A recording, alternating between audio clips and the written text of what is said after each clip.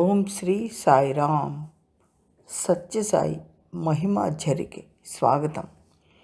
సకల దేవతాతీత స్వరూపులైన స్వామి మహిమ వినే కొద్దీ ఇంకా ఇంకా వినాలనే ఆసక్తి కలుగుతుంటుంది.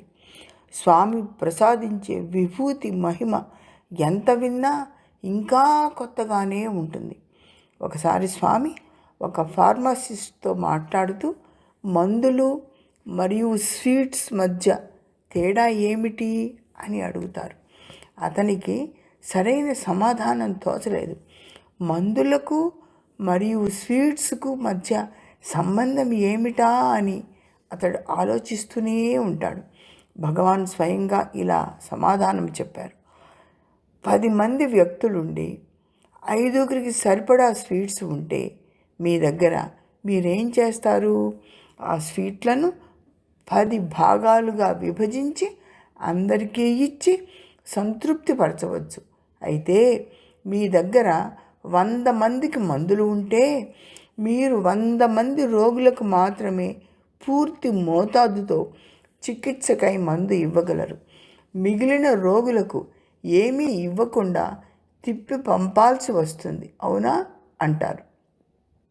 దానికి ఉపాధ్యాయ్ అనే కంటి వైద్యులు స్వామికి ఇలా చెప్తారు. స్వామి, వారికి ఏమీ ఇవ్వకుండా నిరాశతో పంపించడం చాలా కష్టం స్వామి. వారు చాలా చాలా దూరం నుండి వస్తారు. అలాంటి పరిస్థితుల్లో వైద్యులు ఏమీ చేయలేకపోతారు అనగా భగవాన్ తక్షణమే వారికి విభూది ఇవ్వండి అని జవాబిస్తారు. ఉపాధ్యాయ్ ఇలా అంటారు.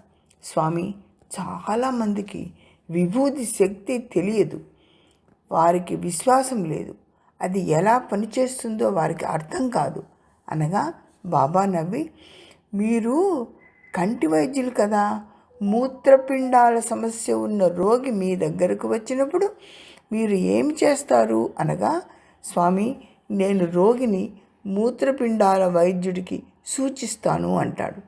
మీరు దాన్ని ఎలా సూచిస్తారు అని అడుగుతారు స్వామి. నేను అతడికి మూత్రపిండాల వైద్యుడి కోసం ఒక సూచన నోట్ వ్రాసి ఇచ్చి పంపుతాను అని చెప్తాడు.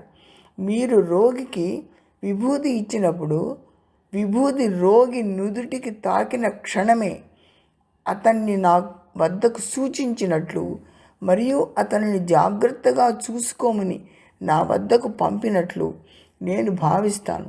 అతడిని చూసుకోవడం నా బాధ్యత అవుతుంది. విభూతి నాకు మీ నోట్ అంటారు స్వామి. దైవిక వైద్యుడి నుండి వచ్చిన స్పష్టమైన హామీ శక్తికి వైద్యులు ఆశ్చర్యపోతారు. వైద్యులు మందులు ఇచ్చినా అది స్వామి అనుగ్రహం కలిసినది కనుకే రోగులకు నయమవుతున్నది. సర్వం సాయిమయం కదా.